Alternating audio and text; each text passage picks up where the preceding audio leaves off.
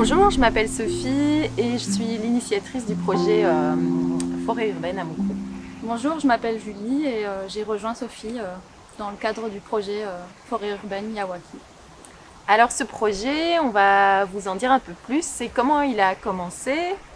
L'initiative, elle est partie d'une impulsion personnelle et d'un vécu aussi personnel parce que j'ai grandi à Moucron et puis j'ai été témoin de l'expansion, on pourrait dire, de l'industrie au profit de terres agricoles et de terres de zones vertes. Et avec cette mémoire-là, j'ai eu envie et besoin de réinterpeller la ville pour solliciter un soutien ou un élan, une initiative pour un projet de forêt urbaine. Et dans cet élan, j'ai écrit une lettre de manière assez spontanée et la ville a tout de suite répondu. La cellule environnement de la ville m'a tout de suite appelé pour expliquer qu'il y avait un appel à projet qui était lancé avec la cellule environnement. Et Julie m'a rejoint. Dans Voilà. le projet. Donc le projet, il s'articule sur deux zones. On a ici la zone qui est au musée du folklore et on a la zone qui se trouve au niveau du mime. Le but c'était de faire une forêt urbaine dans le style de Miyawaki. Donc Miyawaki, on va vous expliquer un peu ce que c'est.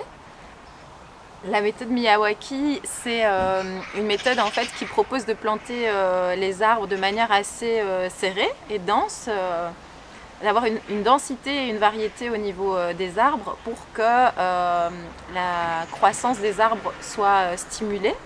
Et donc il y a différentes hauteurs d'arbres, différentes variétés. On a travaillé aussi avec des arbres d'essence locale, avec Des espèces indigènes. et arbres en kit aussi.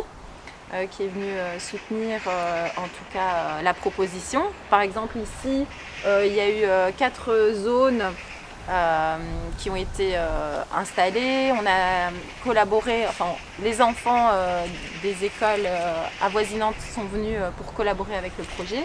Et donc il y a eu une très belle journée où ils sont venus, des enfants de 6e primaire, et il y a des fruitiers qui ont été plantés, un espace avec des arbres mellifères, un espace avec des arbres qui attirent plus les oiseaux et voilà, et un autre espace pour les insectes.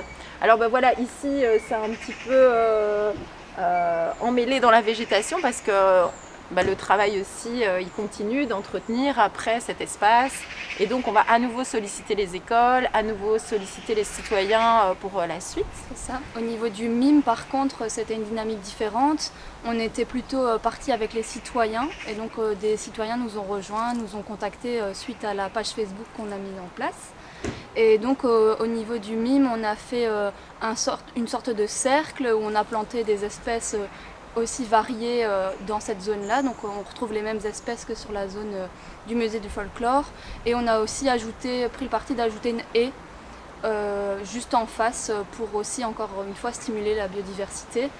Et donc il y a eu aussi un bel élan de solidarité. On a été accompagné par pas mal de gens et ça a été une chouette journée de plantation.